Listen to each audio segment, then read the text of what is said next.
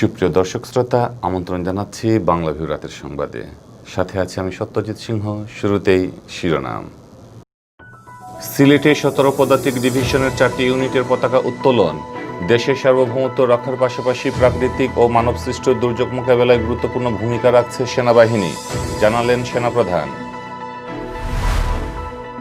Lockdown ঘোষণা হওয়া যুক্তরাজ্য থেকে সিলেটে ফিরলেন প্রায় 200 প্রবাসী। কোয়ারেন্টিন না মানলে সিলেটে করোনা সংক্রমণ বাড়ার আশঙ্কা। প্রবাসী কল্যাণ ও বৈদেশিক কর্মসংস্থান মন্ত্রী ইমরান আহমদ সস্ত্রীক করোনা আক্রান্ত, আছেন হোম আইসোলেশনে। দেশে করোনায় আরও 17 জনের মৃত্যু, 24 ঘন্টায় নতুন আক্রান্ত শনাক্ত 1800, সুস্থ হলেন প্রায় সমান সংখ্যক। সিলেট বিভাগে 27 জন করোনা আক্রান্ত, শনাক্তের দিনে সুস্থ হলেন 77 জন, নতুন করে মারা যাননি কেউ। লেবাননে আওয়ামী লীগের নবগঠিত কমিটির পরিচিতি সভা, শেখ হাসিনার হাতে শক্তিশালী করতে ঐক্যবদ্ধভাবে কাজ করার প্রত্যয়। শুনছিলেন শিরোনাম, এবারে বিস্তারিত। করোনাকালীন সেবা কার্যক্রম শেষে বাংলাদেশ সেনাবাহিনী শীতকালীন প্রশিক্ষণের প্রস্তুতি নিচ্ছে বলে জানিয়েছেন সেনাবাহিনী প্রধান জেনারেল আজিজ আহমেদ। তবে সব প্রশিক্ষণে স্বাস্থ্যবিধি মেনে সেনা সদস্যদের অংশ নেওয়ার আহ্বান জানান তিনি। বৃহস্পতিবার সকালে সিলেট সেনা নিবাসে 17 পদাতিক ডিভিশনের নতুন 4টি ইউনিটের পতাকা উত্তোলন অনুষ্ঠানে প্রধান অতিথির বক্তৃতায় তিনি একথা বলেন। পতাকা উত্তোলন প্যারেডে সেনাবাহিনী প্রধান বলেন, বাংলাদেশ সেনাবাহিনী দেশের সার্বভৌমত্ব রক্ষার পাশাপাশি প্রাকৃতিক ও মানবসৃষ্ট দুর্যোগ মোকাবেলা সহ দেশের আর্থসামাজিক এবং অবকাঠামো উন্নয়নে গুরুত্বপূর্ণ অবদান রাখছে।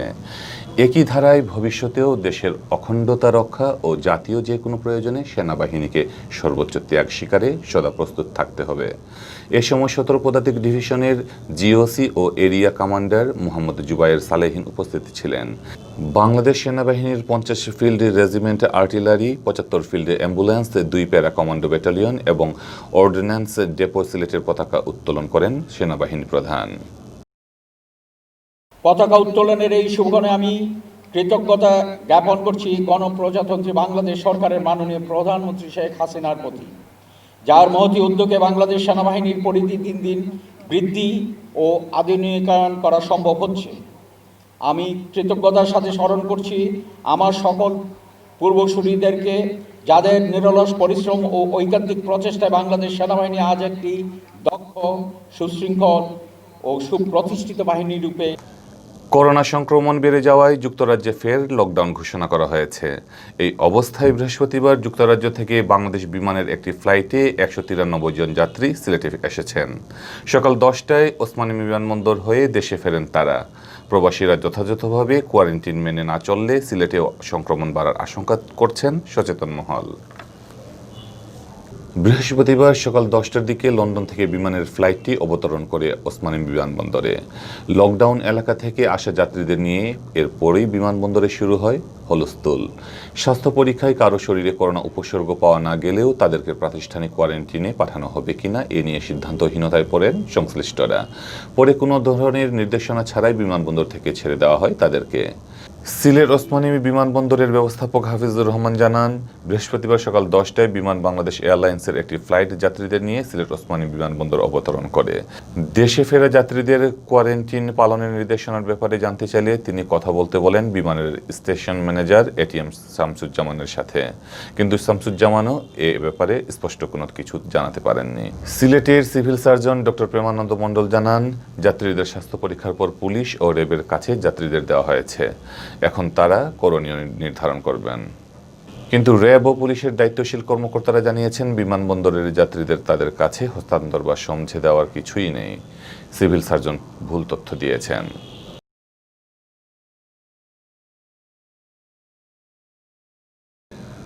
প্রবাসী কল্যাণ ও বৈদেশিক কর্মসংস্থান মন্ত্রী ইমরান আহমদ এমপি স্ত্রীসহ করোনা আক্রান্ত হয়েছেন।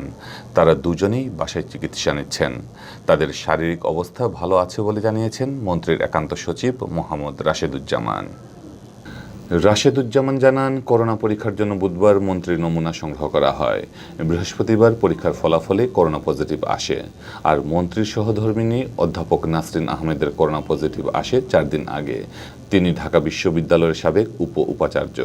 সিলেট 4 আসন থেকে ষষ্ঠবার নির্বাচিত সংসদ সদস্য ইমরান আহমদকে গেল বছরের 7 জানুয়ারি প্রবাসী কল্যাণ ও বৈদেশিক কর্মসংস্থান বিষয়ক প্রতিমন্ত্রী করা হয়। পরে ওই বছরেই 14 জুলাই তাকে একই মন্ত্রণালয়ের মন্ত্রীর দায়িত্ব দেওয়া হয়।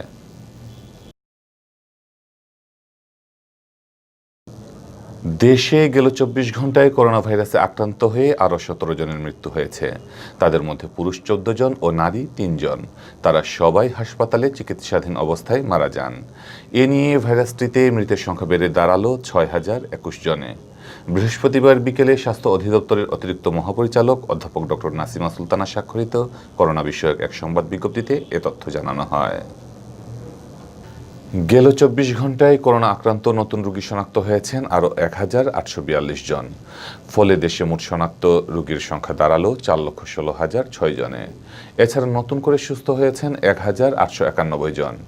এ নিয়ে মোট সুস্থ রোগীর সংখ্যা দাঁড়ালো 3,33,588 জনে। বিজ্ঞপ্তিতে বলা হয়, করোনা ভাইরাসের শনাক্তে গেল 24 ঘন্টায় 114টি পরীক্ষাগারে 15,040টি নমুনা সংগ্রহ ও 15,222টি নমুনা পরীক্ষা করা হয়। ফলে এ পর্যন্ত মোট নমুনা পরীক্ষার সংখ্যা দাঁড়িয়েছে 24,04,902টি। গেল 24 ঘন্টায় নমুনা পরীক্ষার তুলনায় রোগী শনাক্তের হার 12.10% ও এ পর্যন্ত নমুনা পরীক্ষার তুলনায় রোগী শনাক্তের হার 17.30%। রোগী শনাক্তের তুলনায় সুস্থতার হার 80.19 ও মৃত্যুর হার 1.45%।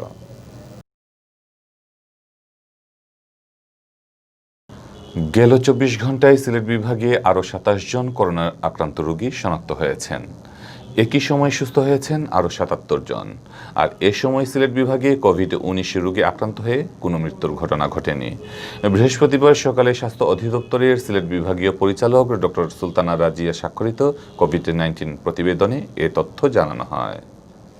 স্বাস্থ্য অধিদপ্তরের তথ্য অনুযায়ী সিলেট বিভাগে নতুন শনাক্ত 27 জন রোগীর মধ্যে সিলেট জেলায় সর্বাধিক 9 জন ও সুনামগঞ্জে 3 জন। বিভাগের অন্য 2 জেলা মৌলভীবাজারে ও হবিগঞ্জে 6 জন করে মোট 12 জন করোনা আক্রান্ত রোগী শনাক্ত হয়েছেন। এছাড়া সিলেটের এমএজি ওসমানী মেডিকেল কলেজ হাসপাতালের চিকিৎসাধীন আরও 3 জনের শরীরে করোনা উপস্থিতি শনাক্ত করা হয়েছে। এদিকে একই সময়ে বাড়িতে ও হাসপাতালে আইসোলেশনে থাকা সুস্থ হওয়া 77 রোগীর সর্বোচ্চ 42 জনই সিলেট জেলার বাসিন্দা। এছাড়া বাকিদের মধ্যে 29 জন হবিগঞ্জের ও 6 জন মৌলভীবাজারের বাসিন্দা। এদিকে গেল 24 ঘন্টায় সিলেট বিভাগে করোনায় আক্রান্ত হয়ে কোনো রোগীর মৃত্যু ঘটেনি। সিলেট বিভাগে বর্তমানে করোনা শনাক্ত হওয়া রোগীর সংখ্যা 13,811 জন। এর মধ্যে সিলেট জেলায় অর্ধেকেরও বেশি 7,759 জন। এছাড়া সুনামগঞ্জে 2,413 জন, হবিগঞ্জে 1,840 জন ও মৌলভীবাজারে 1,799 জনের করোনা শনাক্ত হয়েছে। সিলেটের 4 জেলায় 47 জন করোনা আক্রান্ত রোগী হাসপাতালে চিকিৎসাধীন নিচ্ছেন। এখন পর্যন্ত সুস্থ হয়েছেন বিভাগের 12,408 জন করোনা আক্রান্ত রোগী এবং মৃত্যুবরণ করেছেন 233 জন। বাংলাদেশ আওয়ামী লীগ লেবাননের নবগঠিত কমিটির পরিচিতি সভা অনুষ্ঠিত হয়েছে। আবুল বাশার প্রধানকে সভাপতি, মশিউর রহমান টিটুকে সাধারণ সম্পাদক ও জবরুল ইসলামকে সাংগঠনিক সম্পাদক করে 10 সদস্যের কমিটিকে পরিচয় করিয়ে দেওয়া হয়। দাহিয়ার হাই সেলুমের একটি কফি হাউজে এই পরিচিতি সভা অনুষ্ঠিত হয়। কমিটির দায়িত্বপ্রাপ্ত অন্যান্যরা হলেন প্রধান উপদেষ্টা আবুল কাশেম সাদি, প্রেসিডিয়াম সদস্য আশফাক তালুকদার, বাবুল মুন্সি, বাবুল মিয়া, সিনিয়র সহসভাপতি ইস্কান্দার আলী মোল্লা, যুগ্ম সাধারণ সম্পাদক আলমগীর ইসলাম ও প্রচার সম্পাদক কাজল মাহমুদ।